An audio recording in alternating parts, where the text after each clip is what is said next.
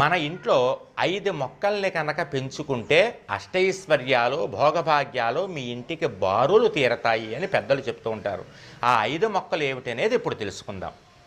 మొదటి మొక్క ప్రతి ఇంట్లోనూ ఉండవలసినటువంటి తులసి మొక్క. అది కృష్ణ తులసి కానీ లక్ష్మీ తులసి కానీ లేదా రెండుగా కలిసి కానీ ఇంట్లో పెంచుకోవచ్చు. రెండవ మొక్క బిల్వ వృక్షం, మారేడు మొక్క. ఆ మారేడు మొక్కను మీరు ఒక కుండీలో పెట్టుకోవచ్చు.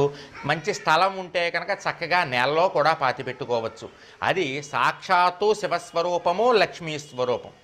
మూడవ మొక్క పెద్ద ఉసిరి, అంటే చిన్న చిన్న ఆకులు ఉండి ఇంతంత ఉసిరికాయలు కాసి చేదుగా ఉంటుంది చూసారా ఉసిరికాయ, దాన్ని అమలక వృక్షము అంటారు. ఆ చెట్టు కూడా మీరు కుండీలో పెంచుకోవచ్చు లేదా మీకు మంచి స్థలం ఉంటే కనుక స్థలంలో పాతుకోవచ్చు.